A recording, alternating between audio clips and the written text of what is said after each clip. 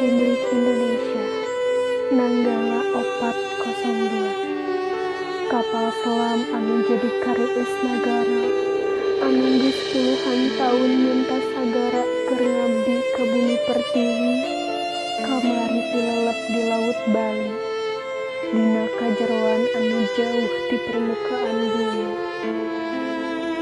Opat poe Nanggala aya dina tangkupan Laut Bali. Nagara tatangga daratang nulungan ieu negeri, tapi Nanggala geus beulah jadi 3 bagian. Bapak pahlawan berjuang ngorbankeun jiwa sarta nyawa, henteu sieun ku ombak di sagara.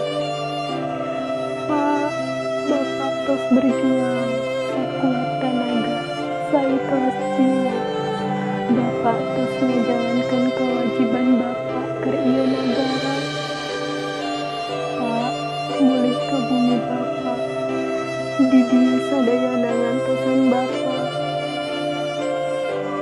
Hei para pemuda generasi penerus bangsa, dangukeun ras. Bapak nuju ngajalankeun tugas patroli keur salami. Bapak nuju berlayar ka samudra anu abadi. Bapak aya di dieu. Bapak aya dina tiap jiwa manusia anu cinta kana ieu nagara. Wilujeng ngajalankeun tugas Pak. Sagara titip raga anu mulia ieu. Tugas anu henteu aya watesan waktosna ieu tos datang. Pak, anu tileleh ngan saukur raga Bapak, jiwa Bapak diangkat ka luhur nuju darmaga paling endah di sisi anu maha abadi.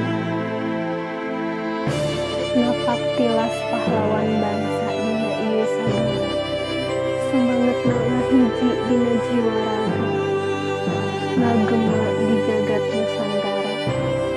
53 pahlawan gugur dina pangabdian, tapi ngaranna bakal tetep hirup dina kaabadian. Indonesia keur berduka, kalengitan pahlawan nu satia berjuang keur Indonesia